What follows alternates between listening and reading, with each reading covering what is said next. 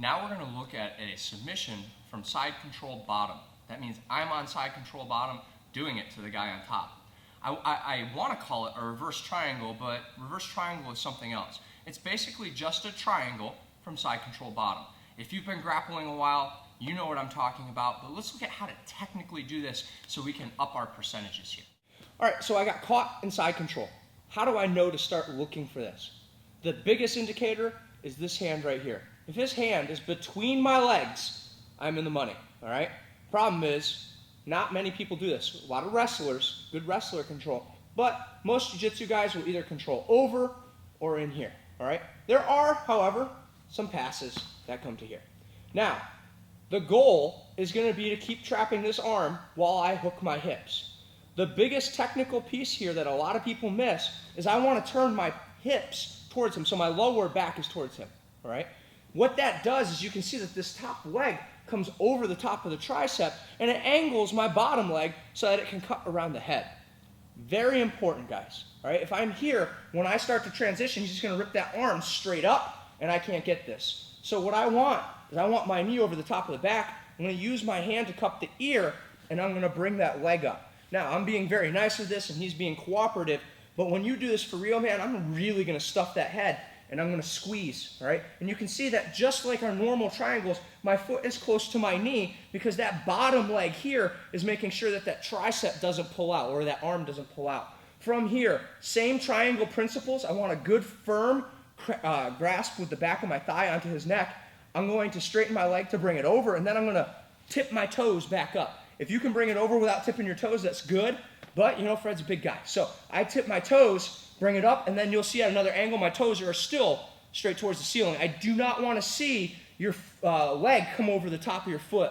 It's a great way to pop your ankle. You're not really going to injure yourself, but it's going to be weak when they start to rotate. We don't want that.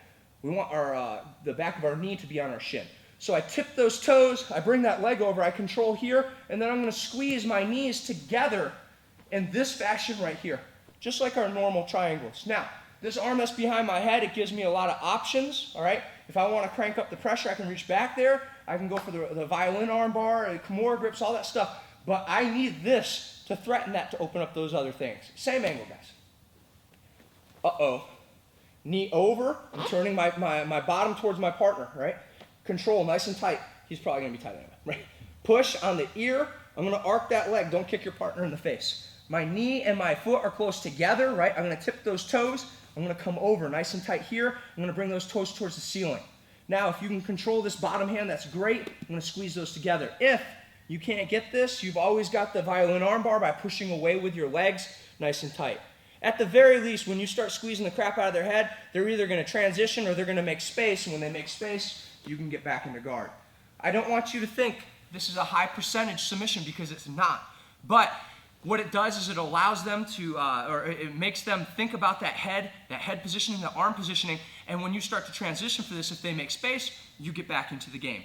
If you use it that way and you get taps with it, you'll be happy. If you try to just go right for the taps with this and think that it's really high percentage because you tap a few people in class, you're going to be disappointed in tournaments when you get crushed. All right, so again, I'm in that side control. That arm got caught between my leg. I move my hips, and you can see that that knee goes over top. That's super important, guys. You can see that when I start to move my hip, it doesn't make it easy for him to rip that arm straight back. He would have to go up and out. So remember that before I'm going to do this, I want to move my hip and keep that leg up. Hand on the ear, boom, I stuff, and you can see that my knee and my foot are close together. Tip those toes, bring it over. Now flex. I want to flex so that I can keep my heel down, but I want the bone support of my shin on the back of my knee. Tip, up, and then I'm going to squeeze. If you can get a hold of this arm, that's good. If you can't get a hold of the arm, we arch him away, and we can go for our violin arm bar, guys. All right? Medium percentage, really great for making space and getting back into the game.